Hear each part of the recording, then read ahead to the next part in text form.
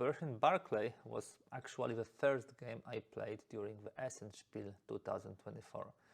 This small game from Salt and Pepper Games really gave me a lot of fun in the trial play, which I had with the guys from the publisher, and that is why I decided to take it with me home, and today I'm sharing the short unboxing overview with you.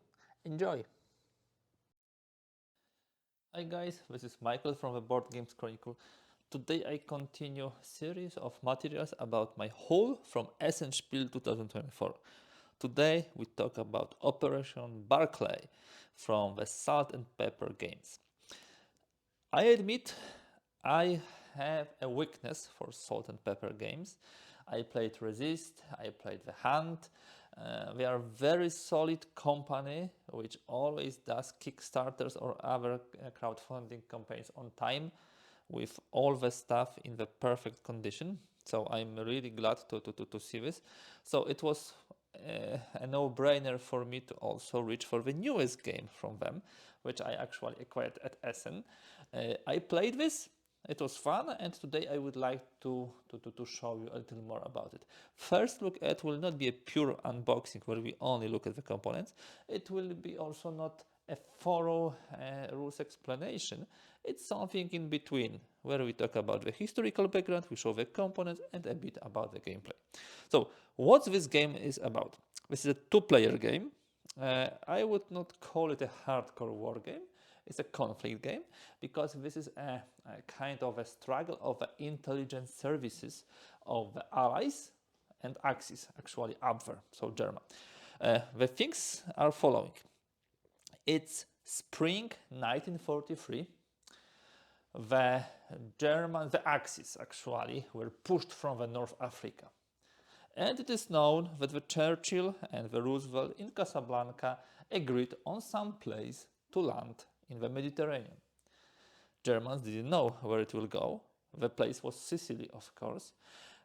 However, it was not disclosed publicly. And for the time between January 1943 and June 1933, there was a struggle of intelligence services on Axis side to try to get the information where the Allies will land, on the Allied side to try to hide it as much as possible. And this is the game which tells us about it. This is an asymmetric game. This is for two players. It's low medium complexity, I would say.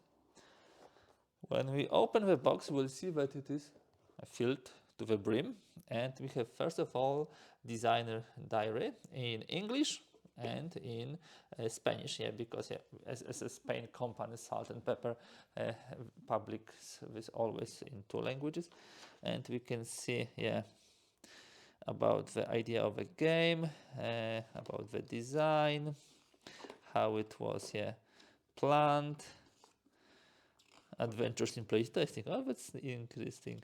Then the time scale, bibliography. I really like this. Is a very cute addition to the game with all this stuff, arts and style, the actual historical truth of the operation, art direction, visual process. You can learn a lot about how the game was created from this. It gives a good insight into this, and I believe as a historical players, board gamers, we not only want the fun from our games, but also some historical lesson and understanding of the things which happen there. Then we have a rule book. Again, one should be in English and one should be in Spanish. Yes, so this is the Spanish one, so let me put it to a side, sorry. Not speaking Spanish so well, so I can read. I can order a beer and maybe coffee, but that's all. So this is the rule book. First thing which we check is how long is it? 22, okay, 19 pages. So not overly complex. The Salt and Pepper has its unique graphical style, so you can usually see this. It's a kind of a Belgian French comics art, which is used here. I really like it. Don't be deceived and don't take it as a childish graphics. There is a really cool stuff behind it. So it talks about the components in the rulebook. We'll show them live in a moment. About the map, introduction, summary of play, what is the objective, how we do the setup. So in setup we'll be putting those markers which you will be able to check in the 5 areas, 5 tracks, and we as allies will set it up, and then Axis will try to discover this. How we play, what are the phases, how we do the evidences, how we build the hand, how we check which hand is stronger. And this is what we will be doing. How we create the double cross check deck. This is an additional deck. We play first the 3 cards, then we play the 2. The 3 cards we play openly, the 2 cards we play in a hidden way. Then we check poker wise who has the stronger hand. I believe there will be in a moment information whose hand is stronger. It should be here, best hand. So it's like a poker, 5 of a kind, straight flush, 4 of a kind, full house, up to 1 pair. So in the game you will be building your hand by playing 3 cards and playing 2 cards. Important note, you will have 4 hands in hand at each time in the game. You play 1 to the tableau, and then you draw 1, and depending whether the card has action or not, it can really change a bit the thing. So that will be really nicely also influencing the way the game plays. Okay, and the credits. Now the time is to look deeper into the components. Here we will have the cards, various types of cards. First of all, you have cards in 2 languages. This is of course Spanish, and this is the English. And here we should also have 2 versions. Yeah, this is the English, and in this case, yeah, this is the. So let's look at the cards. These are the generic cards, and here we would have. Yeah, this will be, some of them will be specific to the Germans, some of them will be specific to the Allies.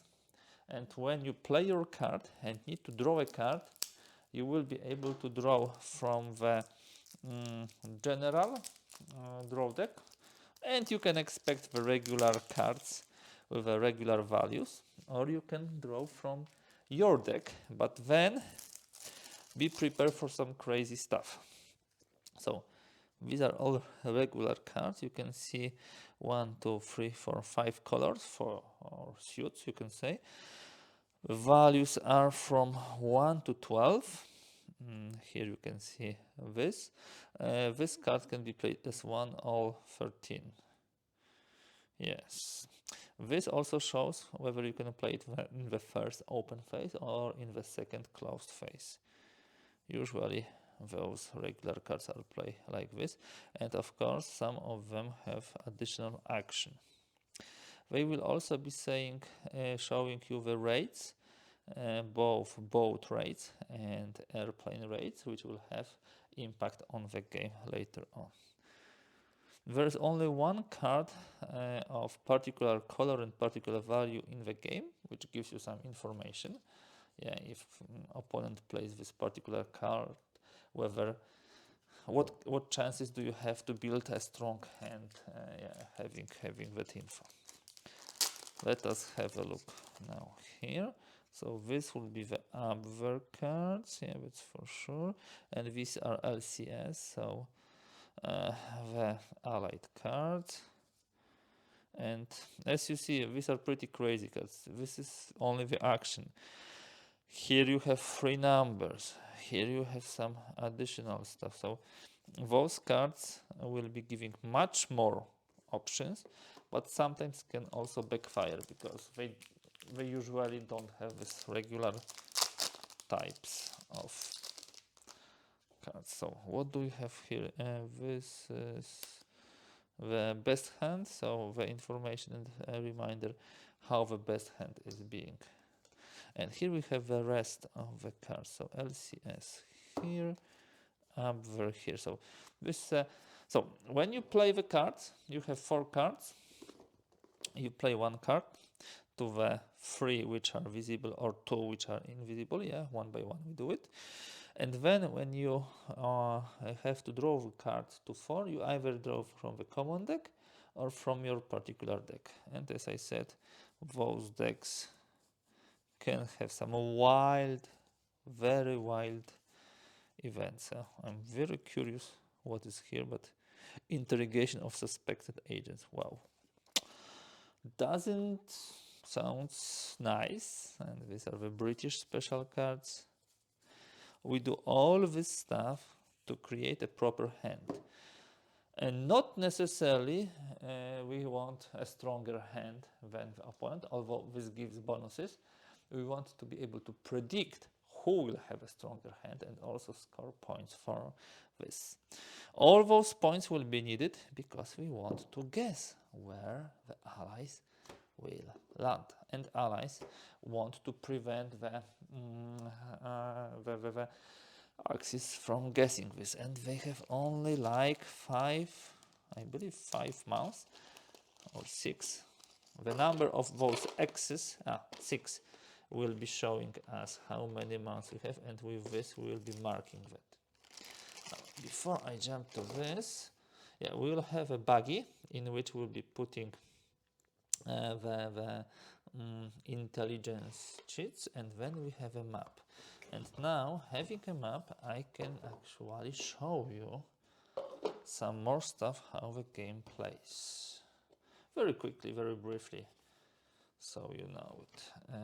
Yes, this is also two-sided map, the British and the Spanish side. So, okay. Let me see what you see. Okay, let me do it that way. So first of all, tracks. There were 5 possible places where the allies could land. These were southern France, this was Corsica and Sardinia, this was Sicily, this was Greece, and this was Turkey. Yeah. And in the game, as an ally player, you will be putting some special intelligence tokens. Let me now throw them here.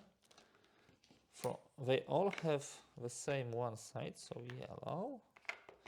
But on the other side, they have red and they have green. The primary space where they want to land will have 4 greens, yeah, and 1 red. The secondary, where they want to land, the Germans, will have 3 greens, and of course the allies, and 2 reds. A German player wants to identify where those are. It will be not so easy because the areas where the deception is will also have greens and reds, but in the different proportions, 2 to 3 and 2 to 3. So this is more or less like this. Of course, this is flipped, so let me do this example as flipped. Okay. So at the beginning of the game, all 5 tracks looks like that. So the Axis player has 0 information where the allies would like to land. During the game, depending on who has a stronger hand and who won the particular turn, the Axis player will be able to flip some of them just to check it. And we'll have here the points for which we actually fight. What they mean, it simply means where we can do the checks on which areas. Yeah, so we have alpha, we have beta, and we have reconnaissance, right? So alpha, beta, reconnaissance, right? And I don't remember now exactly, but if you guess well who will win the turn, who has a good better cards in the hand, you will get some of those. If you won the turn, you will get some of those, and you have more raids, you will won some of those. The allied player mainly tries to deny this to the Axis player. The Axis player wants to win it in order to be able to flip it and start to deduct where the primary and secondary targets are. They have 6 turns for this, 6 mouse, and those marks are being marked here. The time is ticking away, and there's less of this. We have also such tokens. Let me see.